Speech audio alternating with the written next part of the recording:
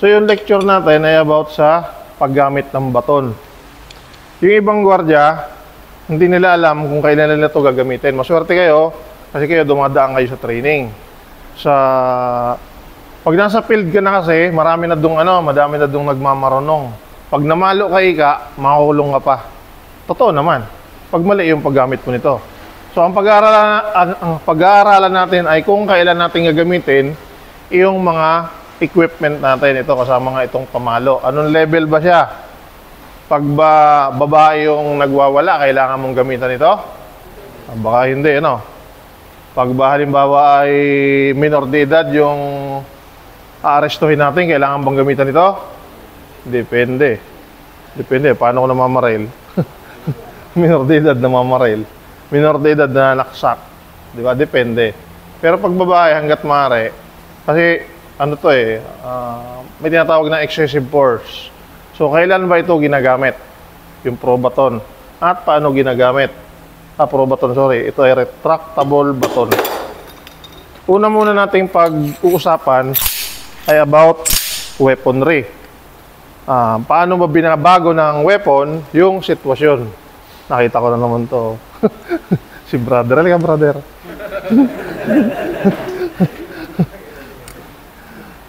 Yan. Halimbawa, brother, ikaw ay gwardiya, naka-duty ka. Ako hindi mo ako kilala. May patalim akong ganito. Tunay ito, ha? Naalala mo ba yung tinuro ko sa'yo nakaraan? Ha? Kailangan maglaban tayo. Lalaban ka ba sa akin? Ha? Ano? Ha? Hindi ka lalaban? Bakit? Ba't hindi ka lalaban? May patalim ako. Paano kung gwardiya? Anong gagawin? Tatakbo ka. Ha? May barilin kita. Babarilin mo ako.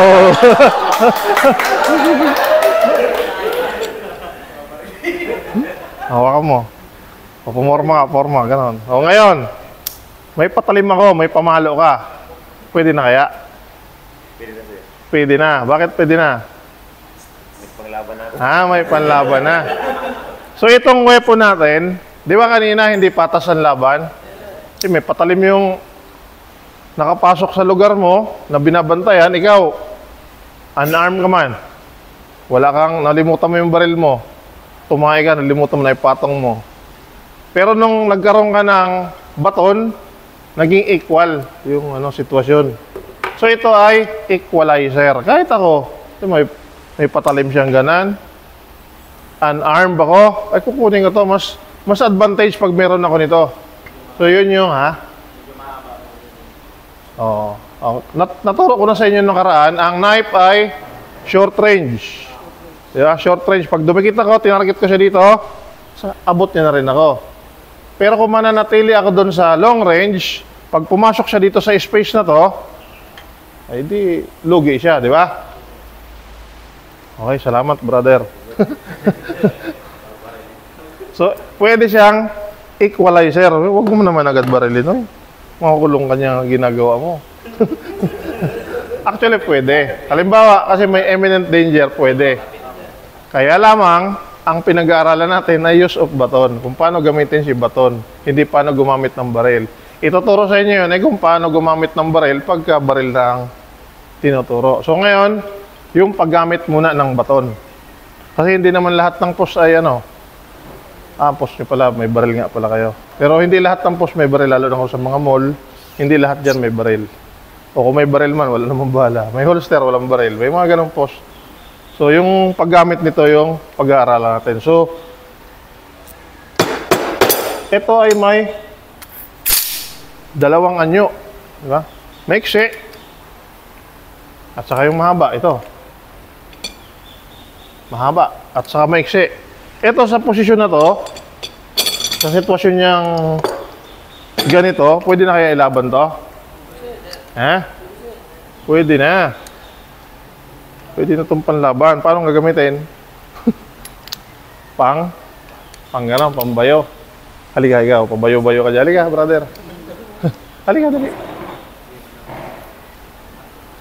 Pag nahugot mo na ito, unarmed siya, unarmed pa lang. Pagka may weapon na siya, may patalim siya, ganito yung posisyon niya. Pero kung unarmed, pwedeng ganito lang muna. Nagwawalan tao. Nanununtok yung tao, suntok ko kuya. Oh, ano yan? Doon ba, oh? Ayan. Suntok kuya. Pak! Ay, ganyan ko ginagamit yan. Diba? Pang ano natin? Pang dukot. Diba? Pag sumuntok, oh! Oh! Tinamaan. Okay, so ganun yung gamit niya. Never mo itong ihasaksak sa mukha, ganun. Uy, dudok-dok sa mata. Huwag doon. Dito lang siya sa mga limbs. Diyan, yung magkakaroon lang siya ng temporary incapacity. Doon, yun yung huli natin. Pwede rin siyang panghuli. Galing doon. Pang ganyan siya. Pwede siyang ganyan.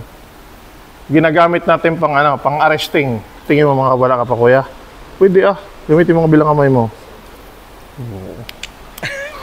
Diba? So ganito, tara na doon. So ginamit ko yung baton para dito sa ganitong sitwasyon. Pwede rin pampatumba sa tao. Pwede doon. Pwede dito. Tumba ka na kuya. Pagbigyan mo na kasi. So, gano'n yung mga paggamit ng baton. Thank you. Pero, wag mo siyang ipapalo. Isipin mo pag ipinalo mo to sa ulo.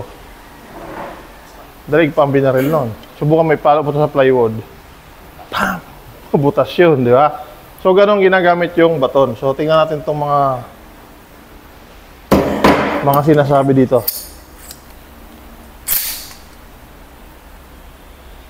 Paano ba? Okay, baton is considered as intermediate weapon used for less than lethal force situation. Ibig sabihin, hindi lahat ay baril agad yung gagamitin mo. Kasi ang tayo bilang mga security, tayo ay rational being. Nag-a-act tayo by reason. Hindi tayo parang mga hayop na nag-a-act by instinct. Kasi ang act by instinct, halimbawa, yung aso, nilagyan siya ng pangil, ng matutulis na ipin. Nakakagat siya, di ba? Yun ang gagamitin niya sa'yo. Yung buhaya, may buntot ng mahaba, pinampapalo niya yun. So ikaw, bilang gwardiya, hindi binigyan ka ng pamalo, ay ipapalo mo na yan. Hindi binigyan ka ng tear gas, ipipisit mo na ng ipipisit. Hindi binigyan ka ng baril, lahat na ng may problema sa area mo, babarilin mo. So we act by reason. Itong pro baton, itong baton natin, ginagamit natin siya kung hindi naman kailangan ng, sabi ay, less than lethal force situation. Halimbawa, merong may hawak na patalim. Hindi naman siya nanghahabol ng saksak. Hindi naman siya nananaksak. Pero hindi mo siya pwedeng lapitan, baka saksakin ka. So doon papasok yung paggamit ito. Para pangalagaan mo rin yung sarili mo. Kasi kung mo kaibigan mo na, to, alika to, akin na yan to, saksakay ganun ngayon, pak. So, doon ito ginagamit. Ngayon, sabi, number 3, use with great caution. Yun, pag-iingatan pala natin ng paggamit nito. Kasi nga ito ay pwedeng